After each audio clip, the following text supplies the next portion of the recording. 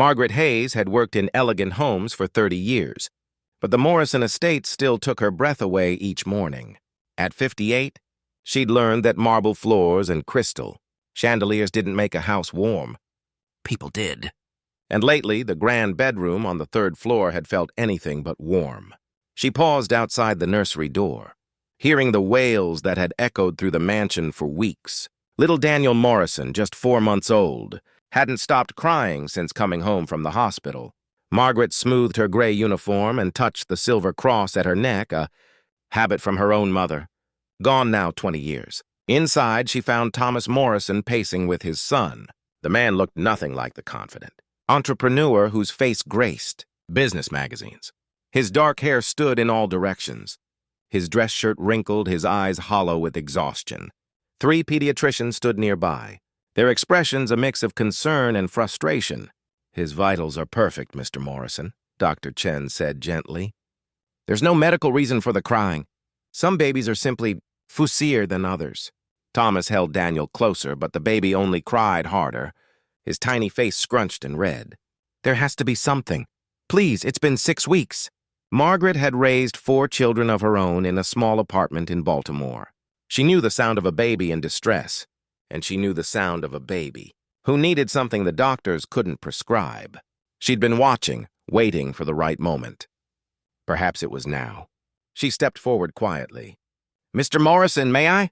Thomas turned, surprise crossing his exhausted features. Margaret had been with the family for 3 months. Hired after Daniel's mother. Catherine had passed during childbirth. She'd kept to her duties, laundry, light cleaning, preparing meals, never overstepping. But something in her gentle brown eyes made Thomas nod. Margaret opened her arms, and Thomas carefully transferred his son. The doctors watched, skeptical but curious. She held Daniel close, one hand supporting his head, the other patting his back in a slow, steady rhythm. Then she began to hum, an old hymn. Her grandmother had sung in their small church in South Carolina, back when the world seemed simpler. "Hush, little one, hush now, child. The world is wide, but love is mild." She swayed slightly, her movements unhurried, grounded. Daniel's cries faltered. She continued humming, adding soft words between the melody. "Your mama loved you, sweet boy. She's watching over you still. And your papa, he loves you so much it hurts. We've got you, darling. We've got you."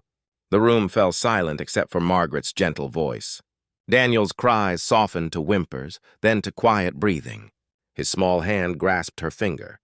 Within minutes, his eyes grew heavy. Within 5, he was asleep. The doctors stared. Thomas sank into the rocking chair, his hand over his mouth. Dr. Chen spoke first, her voice barely above a whisper. "How did you—" Margaret continued her gentle sway, keeping her voice low. "Sometimes babies don't need medicine, doctor. Sometimes they just need to know they're safe. That someone who isn't afraid will hold them." She looked at Thomas. "This little one, he feels everything. He knows his mama's gone. He feels his papa's worry. Babies are wiser than we think." Thomas wiped his eyes. "I've been so scared I'd lose him too. Every cry I thought—" "I know," Margaret said softly. "But fear is loud, Mr. Morrison. Love needs to be louder." The doctors quietly gathered their bags. Dr. Chen touched Margaret's shoulder as she left. "My grandmother used to say the same thing. I'd forgotten." When they were alone, Margaret carefully lowered herself into the chair beside Thomas, still holding Daniel. The afternoon sun cast golden light through the curtains. For the first time in weeks, the nursery felt peaceful. "My youngest Samuel, he cried like this," Margaret said. My husband had just deployed. I was working 2 jobs, trying to keep it together. I was so scared, so tired.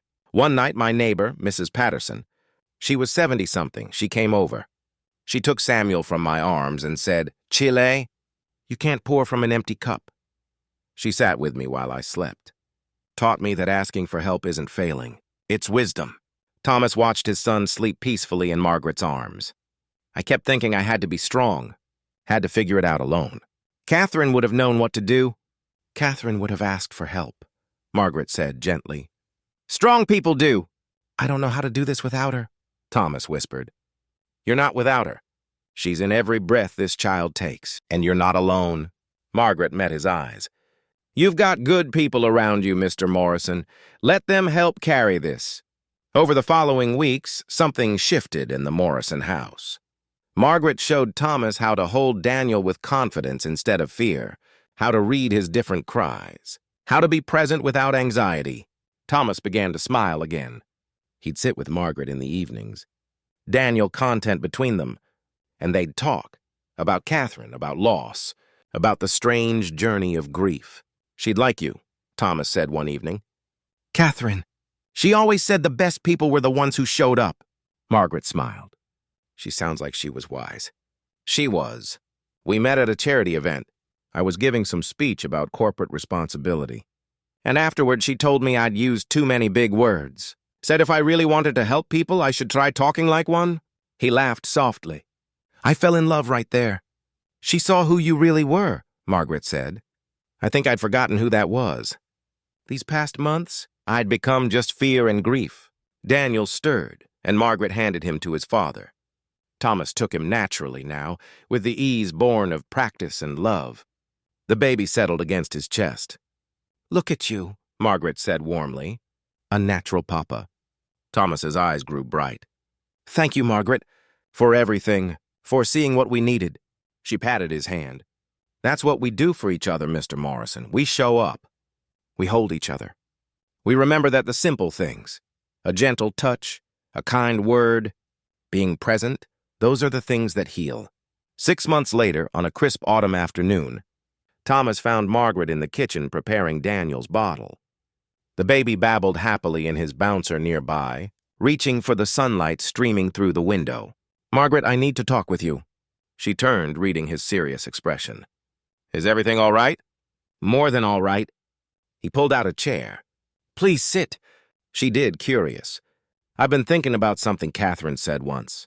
She told me that family isn't always blood. It's the people who show up, who stay, who love you through the hard parts. He paused. You've become family to us, Margaret. To Daniel and me. And I wondered. This house is too big for just staff quarters. There's a suite on the second floor overlooking the garden. I'd like you to have it. Not as an employee, as family? Margaret's eyes filled. Mr. Morrison. Thomas, please. Thomas, she said softly. I've cleaned houses for 30 years. I've always known my place. Your place is wherever you choose it to be. You taught me that, please. Let us be your family, too. Margaret looked at Daniel, gurgling happily. She thought of her own children, grown now and scattered across the country, living their own lives. She thought of her empty apartment, and then of the life blooming in this house that had been so full of grief. Well, she said, her voice thick with emotion, I suppose every family needs a grandmother. Thomas laughed, relief flooding his face. The best grandmother. That evening, as Margaret rocked Daniel to sleep, she hummed the same old hymn, but now she added new words, born from new joy. You've got your papa's eyes, sweet boy, and your mama's fighting spirit. You've got a family who'll hold you through every storm. And you've taught this old woman that it's never too late to find your way home. Daniel's eyes closed, peaceful and loved. Through the window, the first stars appeared. Margaret thought of all the years behind her, all the homes she'd worked in, all the families she'd served.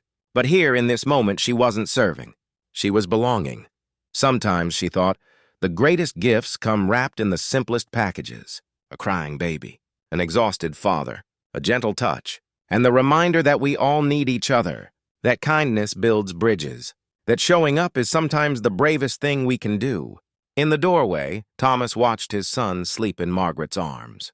His heart, broken for so long, felt whole again, not because the pain had gone, but because he'd learned to let love be louder than fear. Outside, the autumn wind whispered through the trees, carrying with it the promise of gentler days ahead. And inside the Morrison house, 3 hearts beat together, a family not of blood, but of choice, of showing up, of love that asked only to be received. Margaret had walked into that nursery months ago as an employee. She left it that night as something far more precious, as home itself.